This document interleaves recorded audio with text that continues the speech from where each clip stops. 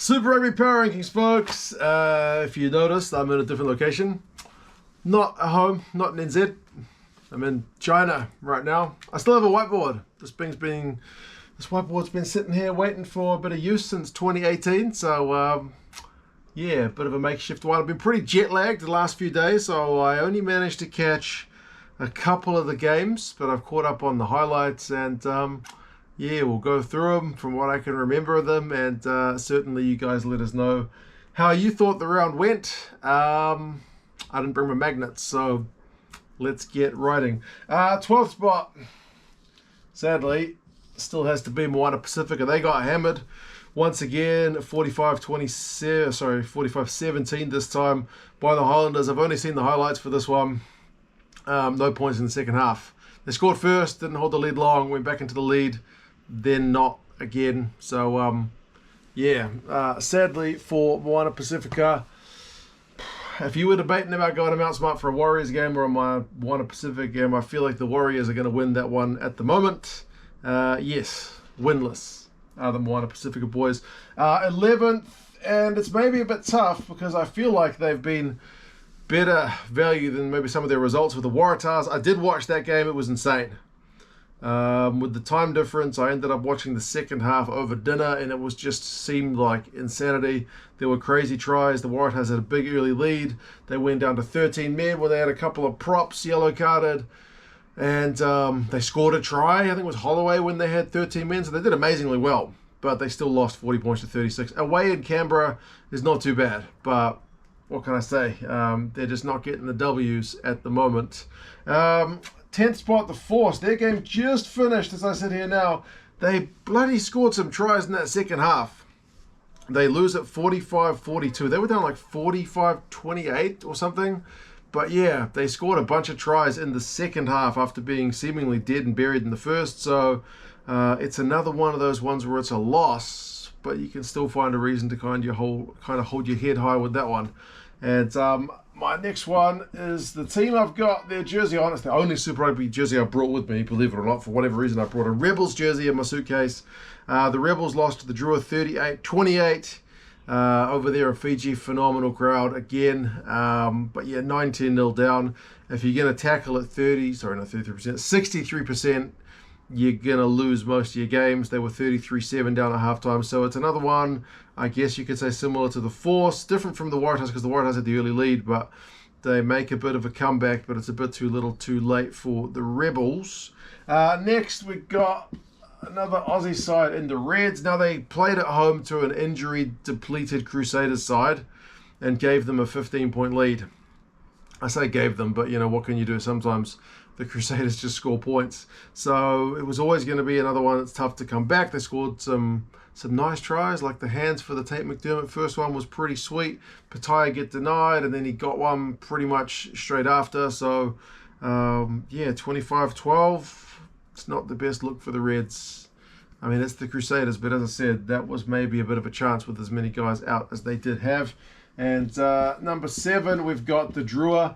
I feel like with that crowd, Fiji can become a fortress. No team's going to want to go to play in Fiji. I mean, they're going to love probably the Fijian atmosphere, the crowd. Like if they get a chance to get out and about at all, I'm sure they're going to love every aspect of that. But in terms of the game day, no one's going to want to have to face the Drua in Fiji, especially not when you give them a 2-minute try and intercept on 4 minutes.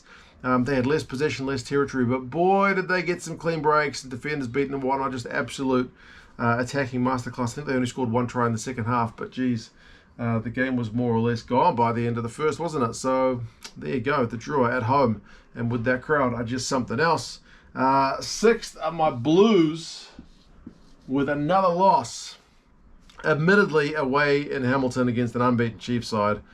So can't say too much, but I mean, if you're looking at the battle between Bodie and D-Mac, because I watched this one, you'd probably give that one to D-Mac, wouldn't you?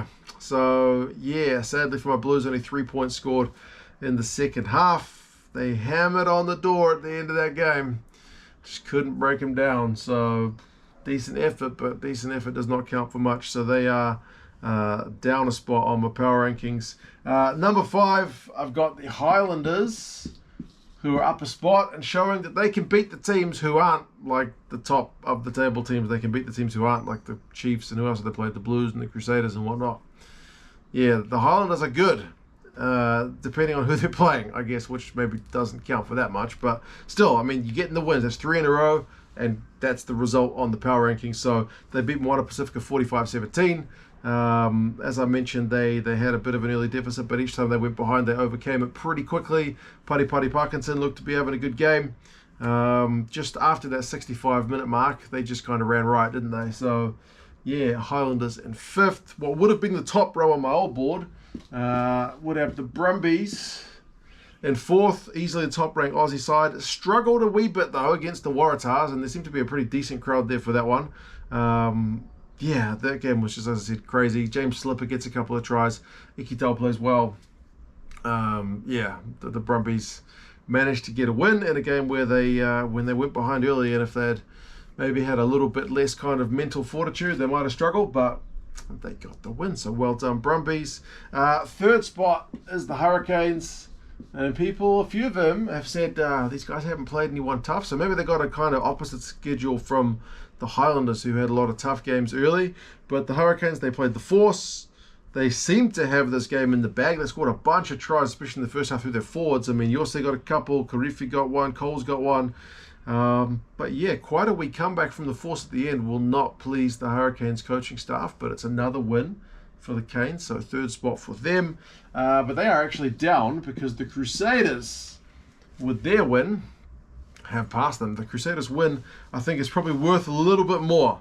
25-12 away from home to the Reds compared to 45-42 at home to the Force. So the Crusaders have got a little bit of an edge there. Fainganuku just keeps his scoring up, doesn't he? As I mentioned, injury depleted. Some of those Crusaders guys I never even heard of, and yet they stepped up to the plate pretty well. So, yeah, 22-7 lead at halftime.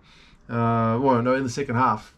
And then they just seemed to be too much for the Reds guys to try and come back from. And then number 1 has to be the Chiefs, who also seem to get a pretty decent crowd there in Hamilton for their game against the Blues, despite the rain.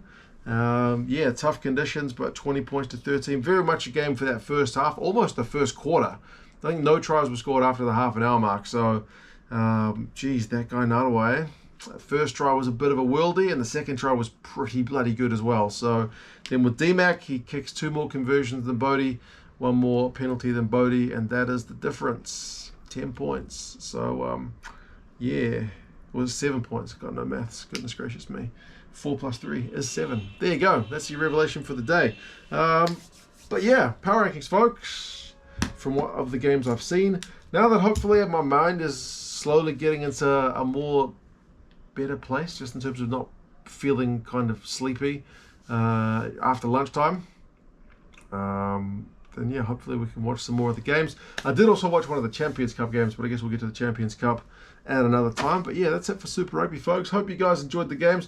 Do let me know some other stuff, because as I said, I've only seen the highlights of most of the games. The ones I watched pretty much in their entirety were Blues, Chiefs, and Blues, Chiefs, and Waratahs, Brumbies.